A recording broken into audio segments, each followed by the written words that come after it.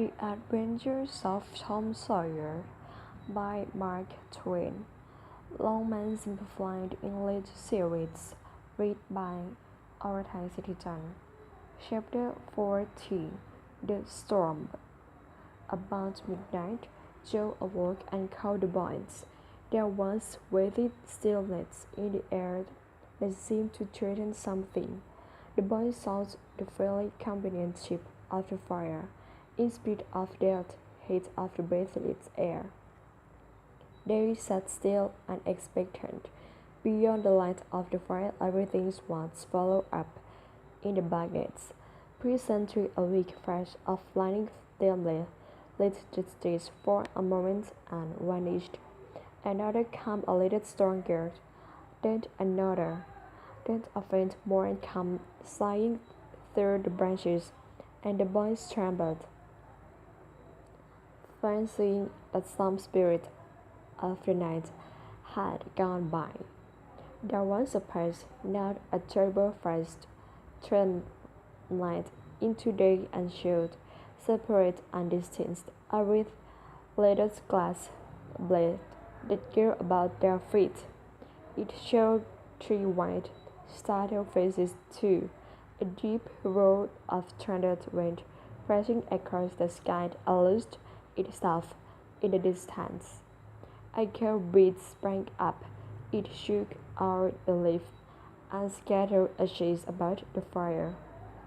Another spark felt lit up the forest, and a crash followed that seemed to tear the tree tops right over the boys' heads.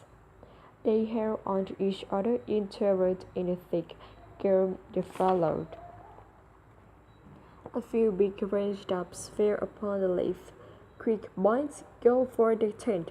exclaimed Tom. They leaped away, storming over woods in the dark, each dashing in a different direction.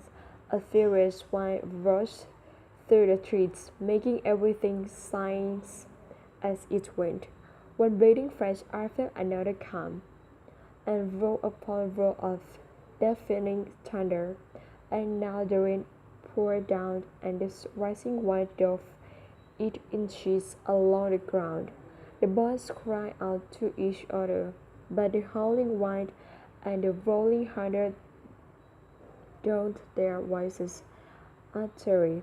However, one by one they staggered in the alas and took shelter under the tent, cold, frightened, and streaming with water. The old sail beat about so furiously that they could not talk, even if the other noises had alerted them. The storm rose higher and higher, and presently the sail tore loose from its fastenings and went flying away on the wind. The boys seized each other's hands and fled, with many stumblings and bruises, through the shelter of the great oak that stood upon the river bank. Now the battle was at its highest. Under the case lit freshet that framed in the sky, everything bellowed. The bearing trees, the river waved white foam, the dim outlines of the cliff on the other side seen through the rising hues on the veil of rain, stood out in clean cut and sharp distinctness. From time to time, some gas trees yielded in the front and flew crashing through the younger goat. The thunder came now in air-splitting explosive buds, piteously keen and unspeakably awful. The storm ended with one gigantic effort that seemed likely to tear the island to pieces, burn it up, drown it to the tree tops, blow it away, and deafen every creature in it, or at one and the same moment. It was a wild night for homeless young heads to be out in. But at last the battle was over. The forces of nature served with vigor and vigor treats, and peace returned. The boys went back to camp. A good deal awaited, but they found that there was still something to be thankful for, because the cage-free, which had been the shelter of their beds, was a renowned split by the lightning. Everything it camp was way through, the campfire as well. Here was a discharge, for they went to the skin and shivering. However, they discovered that the fire had eaten so far up the great log against which it had been built that a few inches has escaped wetting.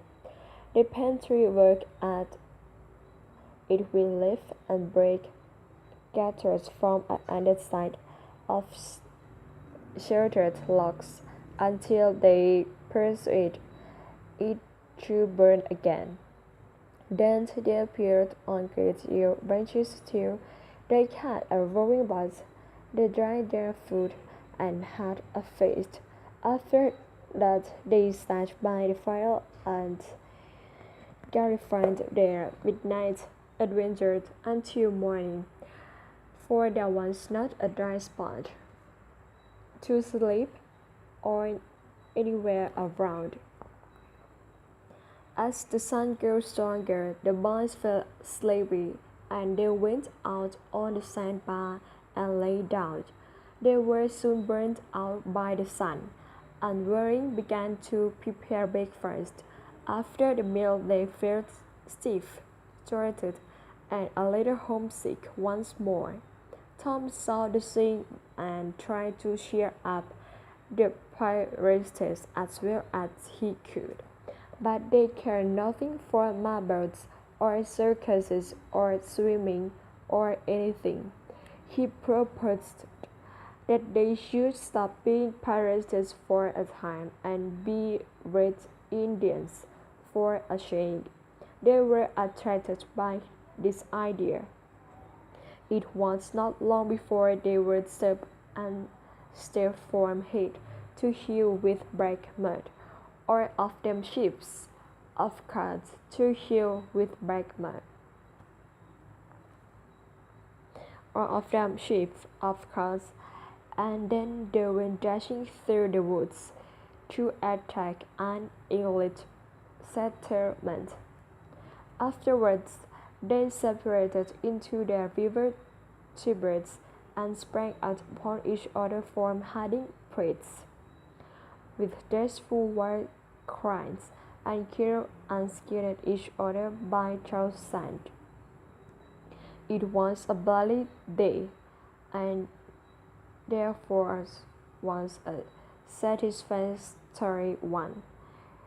They assembled in camp towards supper time, hungry and happy, but now a difficulty arose. Indian tribes at once with each other could not break bread together without first making peace. And his was simply an impossibility without smoking a pipe of peace. Two of the redskins almost wished that they had remained pirates. However, there was no other way, so with as much cheerfulness as they could, pretend they called for the pipe and took their pipe as it passed with proper ceremony. They were glad that they had become redskins, for they found that they could now smoke a little without having to go and hunt for a lost leaf.